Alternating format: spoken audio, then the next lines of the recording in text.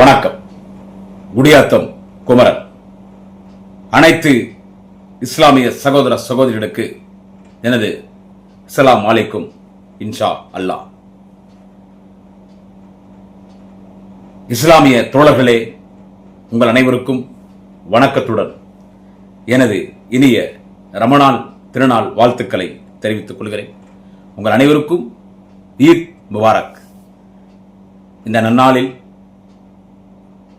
எங்கள் உறவுகள், விலைமதிக்க முடியாத எங்களின் உறவுகள், திராவிட முன்னேற்றக் கழகத்தின் விலைமதிக்க முடியாத உறவுகள், இஸ்லாமிய சகோதர சகோதரிகளோடு பேசுவதில் இந்த குடியாத்தம் குமரனுக்கு மட்டற்ற மகிழ்ச்சி.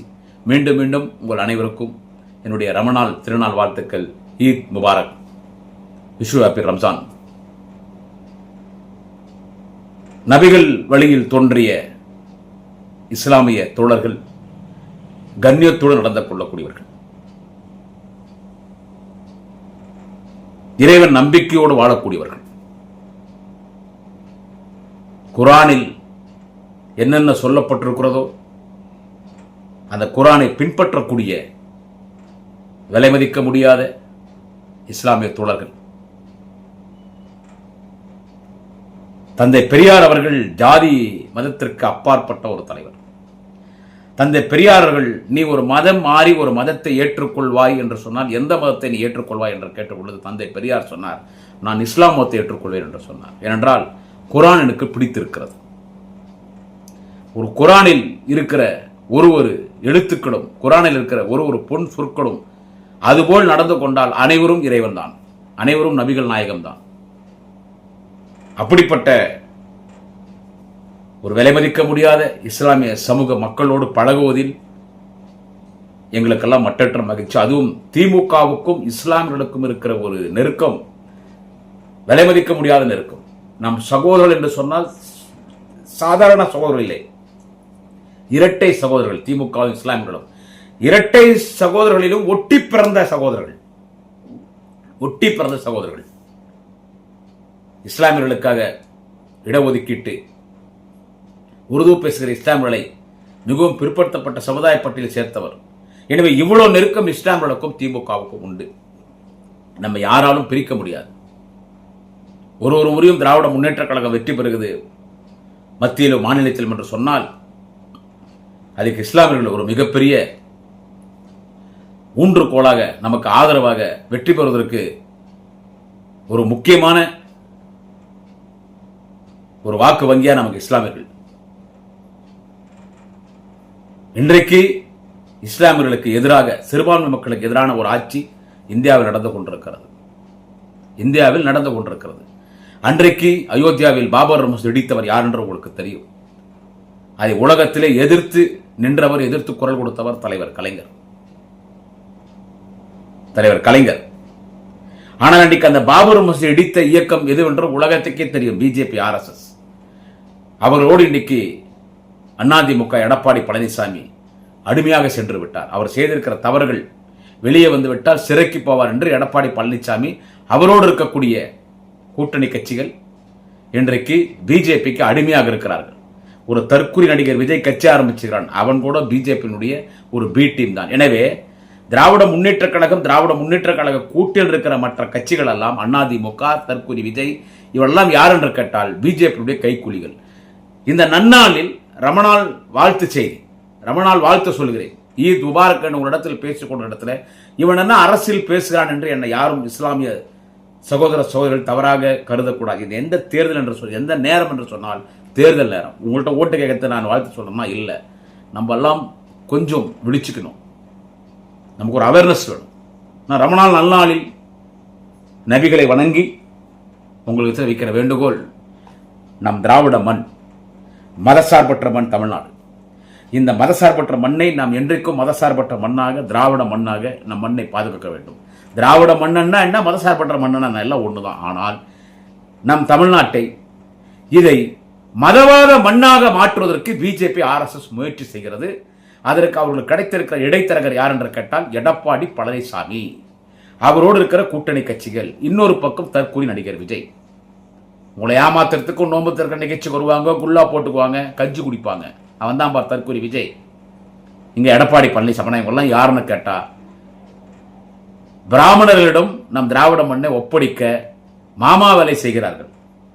அதிமுக கூட்டணியும் தற்கூரி விஜயாக இருந்தாலும். ஆனால் இந்த திராவிட மண் என்றைக்கும் திராவிட மண்ணாக இருக்க வேண்டும் என்று சிறுபான்மை மக்களுக்காக, ஒடுக்கப்பட்ட பிற்படுத்தப்பட்ட பட்டியலின மக்களுக்காக உழைத்துக் கொண்டிருக்கிற தலைவர் கலைஞர் இதயத்தை இரவலாக பெற்றிருக்கிற அன்பு தலைவர் தளபதி ஸ்டாலின் அவர்கள். கொஞ்சம் நினைச்சு பாருங்க சகோதரிகள். ஏன்னா இது ரமணான் வாழ்த்துக்கள் செய்தியில தான் பேசுறேன். இன்னைக்கு தான் நான் உங்கள்கிட்ட உண்மை பேச முடியும். இறை தூதர் நபிகளை வணங்கி பேசுகிறேன், குரானை வணங்கி பேசுகிறேன். நம்ம இஸ்லாமிய தோழர்கள் ஒரு சிலர் அந்த விஜய் கட்சியில போய் நிக்கிறது பார்க்கும்போது வருத்தமா இருக்கு. அவன் யாரு உங்களுக்கு தெரியலையா? இஸ்லாமிய சகோதரிகளே, அவன் யாரு தெரியல? அவன் நம்ம மண்ணை வந்து பிஜேபிக்கு விற்கிறதுக்கு வந்திருக்கான். அவனே ஒரு சிறுபான்மை சமுதாயம் தான். பிஜேபி கடுமையாக எதிர்க்க, கொள்கை ரீதியாக பிஜேபி எதிரி என்றான். பொய், பிராடு வேலை. ஜோசப் விஜய் அவன் பிஜேபி கடுமையாக எதிர்க்க வேண்டும். இதுவரை மோடி எதிர்த்து விஜய் பேசியிருக்கிறானா?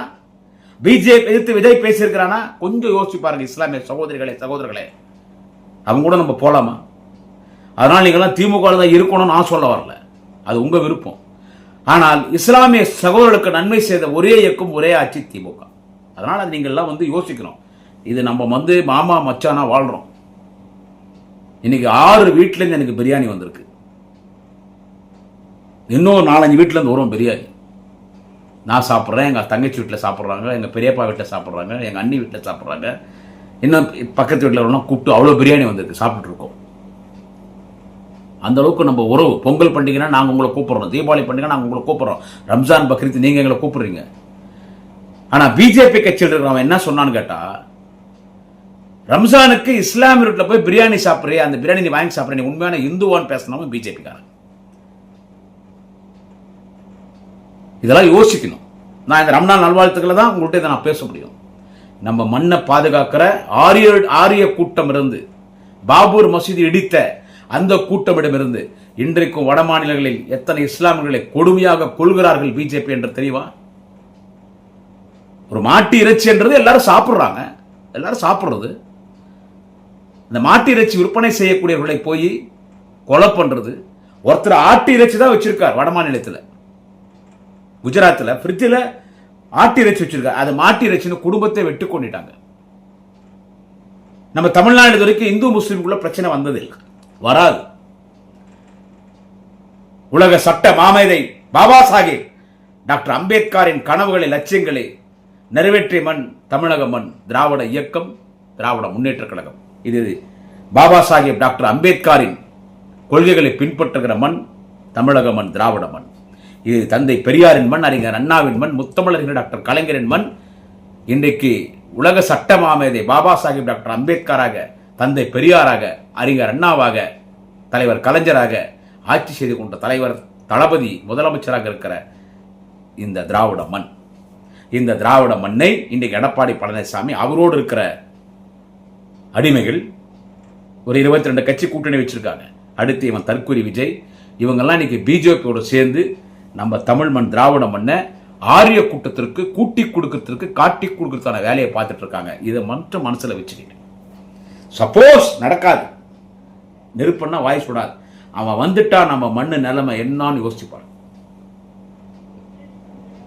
இதுவே இந்த தேர்தல் முக்கியமான தேர்தல். இது வரைக்கும் வந்த தேர்தல் எல்லாம் வேற, இந்த தேர்தல் முக்கியமான தேர்தல்.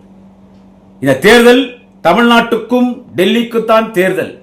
இந்த போர் தமிழ்நாட்டுக்கும் டெல்லிக்கும் என்று தலைவர் தளபதி சொல்றார், அதுதான் உண்மை. அதை தாண்டி இன்னும் சொல்ல வேண்டால் திராவிடர்களுக்கும் ஆரியர்களுக்கும் நடைபெறுகிற போர் இந்த 2026 சட்டமன்ற தேர்தல்.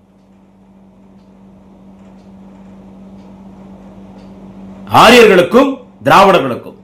திராவிடர்கள் நான், நீங்கள் இஸ்லாமியர்கள், கிறிஸ்தவர்கள், இந்துக்களில் பிற்படுத்தப்பட்ட, மிகவும் பிற்படுத்தப்பட்ட, ஒடுக்கப்பட்ட பட்டியலின மக்கள் நாம் திராவிடர்கள். இஸ்லாமியர்கள், கிறிஸ்தவர்கள் நாம் திராவிடர்கள். நம்ம எதிர்க்கிறவன் பாபர் மசூதி இடித்தானே பிஜேபி, ஆர்எஸ்எஸ், அந்த கூட்டம். யார் இந்த மண்ணில் ஆட்சிக்கு வரணும்? முடிவு உங்களிடத்தில். உங்களை அன்போடு கேட்டுக்கொள்கிறேன். ரமணான் திருநாள் வாழ்த்துக்களை தெரிவித்துக் கொண்டு 2026 சட்டமன்ற பொதுத் தேர்தல் ஏப்ரல் 23 நடைபெறுகிறது. அனைவரும் உதயசூரியன் சின்னம் திராவிட முன்னேற்ற கழகத்தின் கூட்டணி சின்னத்திற்கு வாக்களிங்கள். எங்களுடைய குடியாத்தம், ஆம்பூர், வாணியம்பாடி, வேலூர், ராணிப்பேட்டை, திருப்பத்தூர் என்ற எங்கள் மாவட்டம் எல்லாம் உருது பேசுகிற முஸ்லிம்கள். எனவே உங்களிடத்தில் அன்போடு கேட்டுக்கொள்கிறேன். தமிழக இஸ்லாமியர்களை உதயசூரியன் சின்னத்தில் வாக்களிங்கள். मेरा दोस्त,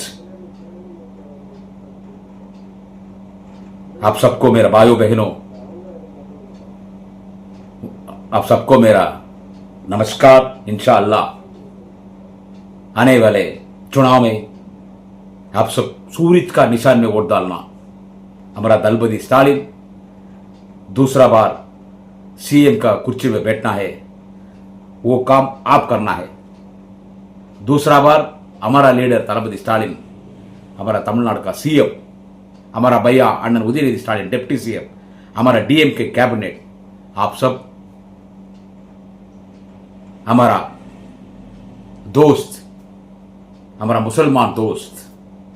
मुसलमान दोस्त भाइयों बहनों, आप इस चुनाव में सूरज का निशान में आप सब वोट डालना. மறவாதீர், நமது சின்னம் உதயசூரியன். மீண்டும் உங்கள் அனைவருக்கும் ரமணான் திருநாள் வாழ்த்துக்கள். ஈத் முபாரக். நன்றி, வணக்கம். குடியாத்தம் குமரன். நமது சின்னம் உதயசூரியன்.